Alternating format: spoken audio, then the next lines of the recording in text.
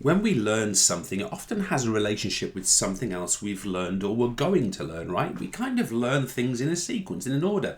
And some things are kind of similar and some things are kind of different. Well, the transfer of skills theory suggests the relationship between these. And I've pre-populated a bit, and I really want to focus here because I want to talk about the concept of positive transfer. This is what we want in our coaching and teaching environments. Why? Because it suggests that if done correctly, the learning of a skill can aid, or we might say facilitate, improve the learning of another. So think about your sports coaches, think about your PE teachers, think about maybe some coaching you do yourself. If you can sort of coach one thing and it has a positive influence on the learning of something else, that's great, right? I'll come back to this point about proactive and retroactive in due course. So the question I want to ask is then, how do we cause this to happen? So how do we cause positive transfer to happen? How do we make the learning of one skill help the learning of other skills? So here's a couple of things. First of all, we want to practice in game-related environment. Okay, and what I mean by that is if you are a hockey player, you really want as much of that hockey experience, exposure and coaching to be very close to what you're going to do in kind of match situations. It doesn't need to be a match, but that's important. The coach also needs to point out similarities between skills. So if a hockey coach is teaching under-hitting skill, for example, they might point out how it's similar, but maybe also different to something like the slapping technique. What about, for example, the coach might teach similar skills together, actually drawing what the overlap is into their core coaching practice. So for example, if we're a badminton coach and we're teaching an overhead clear, we might also, quite close to that, link to a smash, which has a lot of similarities, not least the footwork. So that's an interesting one. We also want to make sure that previous skills are, and I'm going to use a specific subject term here, overlearned. And what I mean by that is that if we are sort of following what we might loosely call a mastery model, positive transfer is more likely because what's been done before is learned properly. So let's put that in, a mastery model of learning. We move on from things when we've truly grasped them. Now, interestingly, we don't do this very much in sport. We tend to find this kind of model much more common in music, let's say learning to play the piano, say. We also don't tend to do it in schools, interestingly, either, which I'll come back to perhaps on another occasion. We also want to use positive reinforcement. So if we see an athlete who is transferring their capacity to, let's say, a positive reinforcement for transfer. So if we are working for the first time with a tennis player who's playing badminton and we see that their kind of tennis serve is transferring effectively into their badminton smash, we can highlight that. We also want to make sure that we teach fundamentals first. Okay, so we don't want to be rushing young athletes to really high-level macro learning until they've really got that. Finally, we also want to use progressive practices.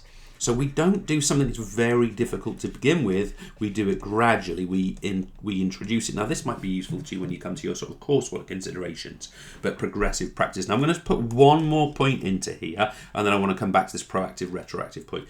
We can also, as a coach, point out similar information processing. Now, similar information processing skills. Now, I'll give you an example of this. I often go to racket sports for this kind of lesson, but I know, for example, that in tennis, the ideal point at which to hit the ball in its trajectory on a ground stroke is as the ball begins to fall again. After the bounce, it rises, then it begins to fall again, and it's then we hit it. Whereas in something like table tennis, what we're able to do there is we're actually to strike the ball at the peak of its bounce. That's the whole idea of table tennis, right? So if we stress that we want the student, the learner, to process that information and focus specifically on that point in whichever sport it happens to be of the two, that could be a really convenient thing. Now, I said about proactive and retroactive. What do we mean by this? So let's assume we've got positive transfer. We've taught it well. We've linked the skills together. We've pointed out similarities, etc., etc. All the core skills are overlearned. Well, what this could mean is if it's proactive, that good learning could help a skill we learn tomorrow in the future. If it's retroactive, that new learning from today will actually aid a skill that we've previously learned in the past, and we can apply it back to that skill. That's what we mean by proactive and retroactive, more of which in a second. Now, negative transfer is exactly the opposite. Learning of one skill inhibits or worsens the learning of another. So we want to prevent negative transfer. So the question therefore is how? How do we prevent negative transfer? And this is what I want you to be thinking about. The coach could draw attention to differences. Okay, so if two skills are very similar and could be confused, the coach needs to state what the differences are. We need to make sure that there's thorough learning before we move athletes on, okay, before progress. Now, that is no different to me talking to you about that mastery model from earlier on. They must learn it thoroughly before they move on. Therefore, let me shove in here, mastery model, exactly the same point I made a few moments ago. We also want our teachers to teach in clear steps. Now, this is so important to the and our coaches, of course, as well. This is so important to the coaching process. Teaching clear steps that show the progression. That's where those progressive practices come in really usefully. Not too much at once. So gradual steps, not too much at once. Otherwise, that sort of excessive information can lead to poor transfer of poor technique. We also want to avoid confusion. Okay, so we might avoid teaching or coaching confusing or very, very similar skills close together. And we also want to take part in what we call near transfer. Now, this is exactly what I referred to before as practice like the competition, practice like the game. That is near transfer. Now, to finish this tutorial off, we've looked at positive and negative. Oh, and by the way, sorry, I should have stressed there. Of course, negative can either be proactive or retroactive. So, for example, if I learn a skill today, which actually limits my capacity to learn something tomorrow properly, that's a proactive negative transfer. If I learn something today that worsens a skill I learned yesterday in the past, that's a retroactive transfer. Now, what I want to finish off with, as I said a moment ago, is I just want to detail 3 additional types of transfer, 2 of which we've looked at already.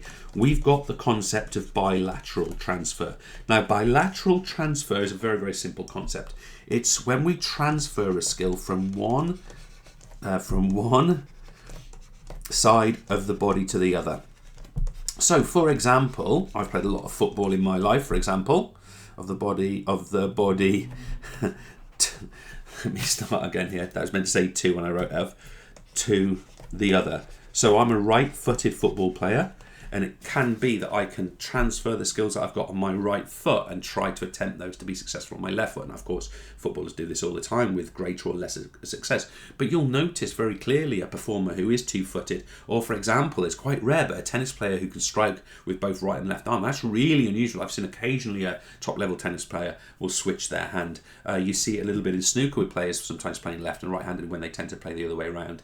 I play a lot of table tennis. I can play table tennis left-handed, for example. Now, I've never really practiced it, but I can do it because I can transfer that skill from the other side. And I also want to reiterate the point about proactive and retroactive transfer. And let's just be absolutely clear about what these mean. Proactive transfer is when learning influences learning of a new skill in the future. Learning of a new skill in the future, let's say tomorrow. So if I do something today that supports my learning of something new tomorrow, that's a proactive transfer. Whereas, in exactly the same way, by the way, it could be facilitating or inhibiting, but in the same way, just to reiterate that point, our retroactive transfer, this is exactly the opposite of that, right? It influences, for good or bad, it influences learning of a skill that has been learned in the past. And of course, it can be positive or negative, right? That has been learned in the past. Oh, you lot must get sick of watching me, right? So there we go. Learned in the past. That's what we mean by retroactive. So we've got 5 types of transfer, all of which can overlap. So for example, you could have a positive bilateral retroactive transfer. You know, that is something that could exist. These are not mutually exclusive, of course. Hope that's helpful. Oh, sorry, and before we finish, can I just stress the sort of big marks here of how you would prevent negative transfer and how you would cause positive transfer. That's quite likely to be where the bigger marks for this particular topic area are going to fall. Thank you.